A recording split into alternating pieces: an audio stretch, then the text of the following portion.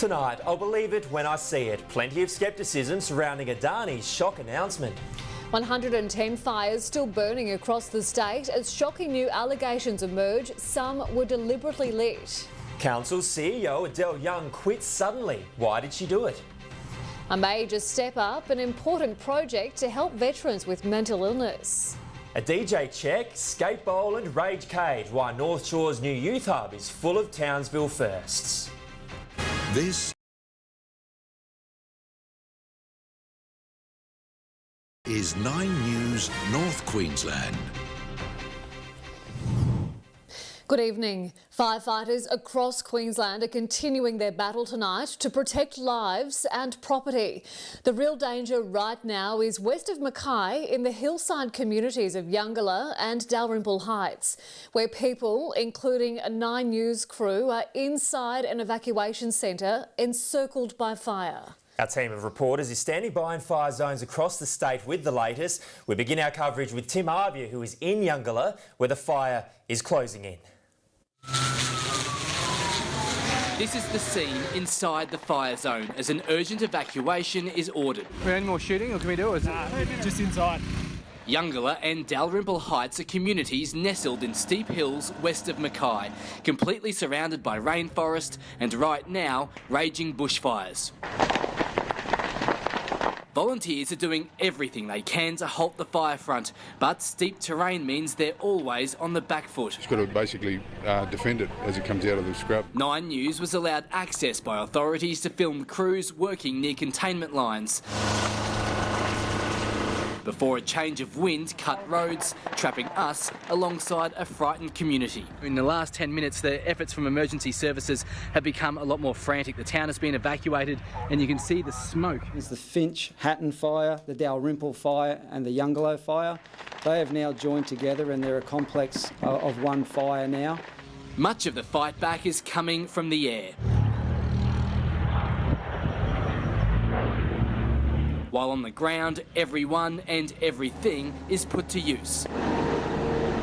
It's a marathon fight that won't end anytime soon. We're all fairly concerned about what's going on. It's a little bit difficult for the community. One of the big problems for firefighters is having the blazes restart. This area has just been sprayed with water, but still the logs are burning, and they're also shooting up embers into the air, which then can restart the fire after authorities have already moved on to another area. The whole place is just devastated. Everywhere, it's just devastation. More than 100 fires are still burning across the state. Incredibly, several appear to have been deliberately lit, including one in a paddock outside Carborough. Police arrested a firebug after he was caught in the act and tackled by a local farmer. The catastrophic fire threat is showing signs of easing, thanks to slightly cooler conditions and exhaustive backburning operations. Like this at Mount Larkham, where crews worked through the night and as dawn broke, had finally contained the danger. There is a long way to go. We are still expecting extreme weather conditions over the next 3 to 4 days. South of Deepwater around Winfield, everyone is watching the sky. Most homes are empty due to ordered evacuations. And there's a lot of angry people in Winfield that President were made to leave yesterday for no reason whatsoever, because we're perfectly safe here. Fire continues to burn on one side of the creek that divides the region. The fear is embers could leap the natural barrier, setting off a new blaze. Helicopters and a little wing plane bombing it, so they're doing their best. Everyone is a local hero. All of our emergency services personnel. They may need to be brave a while longer. The Weather Bureau is watching a low pressure system near the Solomon Islands that could become a cyclone, with a moderate chance of formation somewhere off the Queensland coast. And that's the last thing these communities want to hear. Olivia Grace Curran is in Carmilla, south of Mackay. Olivia, a dangerous situation is unfolding in the region right now. That's right, Sam. The RACQ rescue helicopter has just rescued 10 people, including children, from Youngalla and taken them to safety in Finch Hatton as fire crews battle this large and life-threatening blaze in the area. The Premier has just spoken on this life-threatening blaze. Here's what she had to say. At the moment, we have an unfolding situation in Youngalla. People are safe. They are in the community centre. We have equipment and appliances there. We have some aerial water bombing taking. Crews are currently battling to save this town. 9 News understands there are currently 32 people sheltering in the Youngalla Community Hall. Residents of the Youngalla community, as well as Dalrymple Heights, Finch Hatton and Broken River, have all been told to seek shelter as it is too late to leave, and this fire is now posing a risk to all lives in its path. I'm currently in Carmilla, south of Mackay, where crews are fighting a blaze that's currently about 29,000 hectares in size. A 737 aircraft water bomber was tasked to this area but was then re-diverted to Youngalla and is currently at Mackay Airport refuelling to take some 20,000 litres of water to Youngalla to make one final drop in a bid to save this historic town this evening. Yeah, an extraordinary effort, Olivia, thank you. Now to Eve Sharp in Bundaberg. Eve, there are still fires burning at Deepwater and further south at Tinninbar. What can residents expect tonight? Good evening, Adam. Both of those blazes are still posing a threat to those neighbouring communities as these hot, dry and windy conditions continue to cause flare-ups. That fire in Deepwater is still burning uncontrollably and those evacuation orders remain in place. Firefighters have spent today trying to contain that blaze and will work to strengthen containment lines throughout the night. There remains concerns that embers will cross the Baffle Creek and into Winfield. Better news further south at Tinninbar, where firefighters managed to contain that blaze that broke out in the Tawan forest yesterday afternoon, where residents were told to seek shelter as it was too dangerous to leave. We took a ride with firefighters earlier today to look at the damage caused by that fire that burnt around 800 hectares of bushland and came within metres of homes. We spoke to some of those residents that were bunkering down.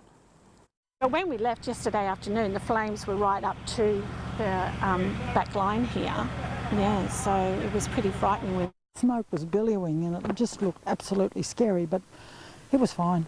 And we had all these fire people around us looking after us, and yeah, so we were in good hands. Firefighters will continue to monitor those fires overnight, and although we are making some progress, Sam, we are certainly far from out of the woods just yet. Yes, certainly a nervous wait. Thank you there. Eve Sharp reporting in Bundaberg for us. Thank you, Eve. We know hundreds of people can't go home right now, and that wait to get back must be agonising. But we remember it can always be worse. One farmer is tonight wondering how he'll pick up the pieces after losing everything he owns. I can't believe how hot the fire was. The things that have been burnt have just completely disintegrated. Wow. There's just nothing left. This is, or was, Wig Daly's family home. It burned to rubble as he escaped with his wife. They had no choice but to flee. This fire was impossible to fight. When the fire came, when it came up that down there, it was coming in a wall, and we just ran and got out. What was that like when the flames were coming up the hill? Scariest thing I've ever seen. Yeah. Yeah. You feeling all right, mate? Yeah, no, I'm fine, yeah. With the danger several kilometres away, they were planning an evacuation, but had just begun piling photo albums to pack the car when thick smoke choked the living room. I looked out the back and saw the wind had changed and there was just a wall of fire coming, so we just jumped in the cars and went that way. Luckily, the road's the opposite way of what the flames were coming. All their possessions are gone. As for the farming property, an inspection by Motorbike reveals 90% of that is gone too. Just take a look. This is the sad reality hundreds of displaced residents could be returning to right across the state. They're in limbo. They don't know if their homes have been spared or lost. We got out safe. No one was killed, mate. That's, yeah, I mean, we lost a lot of, old things from the house that we've had for, grandmothers, great-grandmothers. But, yeah, we're safe. In Cabra, Alex Heinke, 9 News. The efforts of our firefighters have been superhuman all week, and they continue tonight working through stifling conditions in the most dangerous of circumstances. They can't do it alone. Fresh troops are arriving to join the battle as others reach breaking point. They're on the front lines, working to exhaustion, risking their lives to save others. The flame height was, 30 metres in the air without exaggeration. The fire conditions are catastrophic, the weather debilitating, and these men and women have given absolutely everything they have. Tell me what it's been like out there fighting these fires.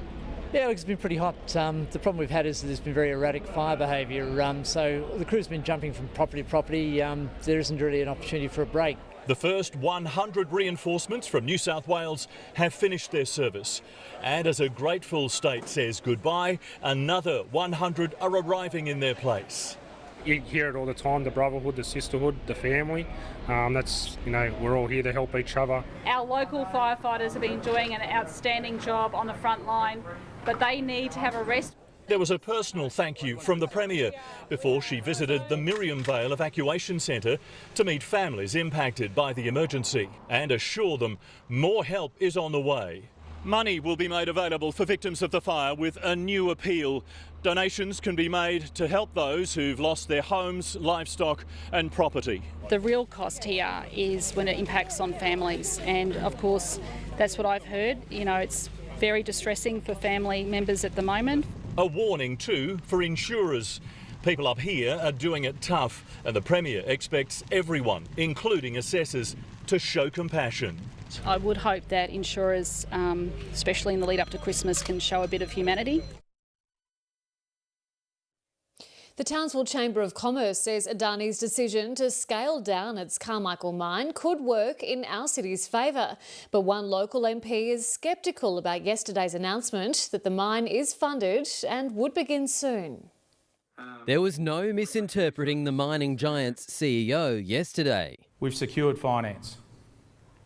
We are starting the mine. But Mundingborough MP Coralie O'Rourke says she'll believe it when she sees it. This is yet another announcement from Adani. We've heard before the promise of jobs that's supposed to come from this project. But the business community is choosing to take it as gospel after many years of heralding the mine as saviour for Townsville. The question in regard as to whether Adani was starting or not has been answered, and now we can move forward. Adani's scaled-down plan will create 1,500 direct and 6,700 indirect jobs. And that's a good thing, according to the Chamber's CEO, giving an economy suffering a skills shortage a chance to catch up. The rest of the skilled workers in Townsville can ramp up at the same time, so we won't have a critical skill shortages all in one go. But green groups won't give up the fight. We have had unprecedented heat waves here in Townsville, 45 degrees on the top of Mount Stewart. This will become the new norm. Philip Calder, 9 News. After mysteriously disappearing on sick leave earlier this week, Townsville City Council CEO Adele Young has quit the organisation. Ms Young was employed in 2016 to oversee Council's massive organisational restructure. In a statement, she said, with the most of the transformation program complete, it was a natural time to move on. A new defence hub for veterans being built in Townsville is set to become a model blueprint for similar support services across Australia. The final plans for the Oasis Townsville were unveiled today, revealing how its design will allow the service to expand with demand. It's being hailed a true sanctuary for veterans. This is an oasis, and that's why we were keen to keep the palm trees. Indeed, the final designs for the Oasis Defence Hub reveal little else will remain the same. The existing building at the Anoonba site to be completely transformed into a carefully designed modern facility. What we don't want is to look like another military camp. It's not a transition camp. This is a place where we want them to bring families, friends. By creating a safe place, the 24/7 service hub will help veterans take the first step into civilian life. And as a former commander of 3rd Brigade, Mr Caligari knows just how tough that journey can be. Transition is one of the hardest things to do for a veteran, particularly the longer you've served in the military or if you are forced out, particularly for medical reasons. The first phase of the state-funded project will be completed late next year. Its design allowing the service to expand with demand. The development of this project will deliver state-of-the-art piece of infrastructure that will serve this community well. The new Defence Hub will become a model for similar support services across the country. Gina Mosh, 9 News. The 3rd Brigade has a new regimental sergeant major. Warrant Officer Brent Doyle today handing over his pace stick and role as the area's senior soldier to Warrant Officer Mark Retallick. It's a real privilege to be joining the command team of 3rd Brigade, and it's something that I've always aspired to. This year's Commander Trophy was also awarded at the ceremony. The 3rd Battalion declared overall champions in a series of operations activities and sporting competitions. North Shore teenagers have been warned Big Brother is always watching. CCTV cameras and even a talkback speaker have been installed as part of Council's new youth hub, as well as a few other gadgets and gizmos. You may not know it, but our mayor moonlights as DJ Jenny from time to time. And her favourite new place to spin the decks is the youth hub at North Shore. You'll be able to bring your phones here with your music, place it on there and have a bit of fun with the music while you're on your skateboard. It's one of dozens of features of the new $2.3 million facility, an obstacle course, playground, skateway dome and a rage cage for almost every ball game imaginable. Balls won't disappear or anything like that. You can have a bit of fun in there and be a bit loud. There's lots of lighting to keep the fun going into the night, and with plenty of CCTV, every angle's covered, complete with a speaker for council officers to tell off rule breakers. Well, it's not Big Brother, but it really is. If we see illegal activity, we'll be able to say to people, please behave, otherwise we will have to call the police. The facility officially opens tonight. This is another great example of the state government, through its Works for Queensland fund, collaborating with the Townsville City Council. Philip Calder, 9 News. Let's take a look at the price of fuel. In Townsville, you pay $1.47.3. It should be less. The body of a baby has been discovered in the middle of the road on the Sunshine Coast after it reportedly fell from a funeral vehicle. The man responsible for the mishap has spoken exclusively to 9 News. He says he made the mistake while he faced an unfolding emergency. Please, we need an ordered evacuation. A bushfire bearing down on the town of Gracemere. Panic spread as thousands were told to leave their homes. Well, Wednesday was a very traumatic day for everyone concerned in Gracemere. Funeral vehicle driver Richard heard the news as he was driving south from Rockhampton to a coroner in Brisbane, an 8-hour drive. His refrigerated van, like this one, was fully loaded. And having all my family and home and business there, I was under a lot of pressure as well on that day, and I made a horrible mistake later on. Richard didn't know the day would take yet another turn. Yeah, I'm receiving a lot of calls, having to pull up a lot of times, receiving a lot of calls about home. Richard says during a driver changeover at Doonan on the Sunshine Coast, the child was mistakenly left on the van's roof while trolleys were being resecured. Being nighttime, neither saw the small body as they swapped cars to continue their journeys. The child was found later that night by road workers. Richard says he didn't realise the body was missing until he arrived in Brisbane. He spoke to 9 News to clarify media reports of the incident. I feel absolutely shattered, and my thoughts go out to the family involved. Rob Morrison reporting there. Heatwave conditions will stick around over the weekend as a possible tropical cyclone develops off Queensland's far north coast. Nicole's got a look at the weekend forecast. Nicole, how high will the fire danger be tomorrow? Well, Sam, fire danger is remaining very high right up the Queensland coast. High fire danger for much of the territory, moderate over the top ends northwest with more showers and storms on the way over the weekend. Now, a deep low is still developing in the Coral Sea off far north Queensland, and chances are it will develop into a cyclone. At the moment, though, the Bureau's tropical cyclone outlook is still showing we're at a very low risk right up until early next week, but we will continue to keep an eye on that system. Your full forecast coming up soon. Thanks, Nicole. When 9 News returns, we're live from the fight set to rumble the River City. The shadow of Russian collusion falls over the White House as President Trump prepares for G20. Everyone evacuated in just 7 minutes, a shocking claim about what should have happened during London's Grenfell fire. And the revolutionary hip implant that promises to give this man back his life.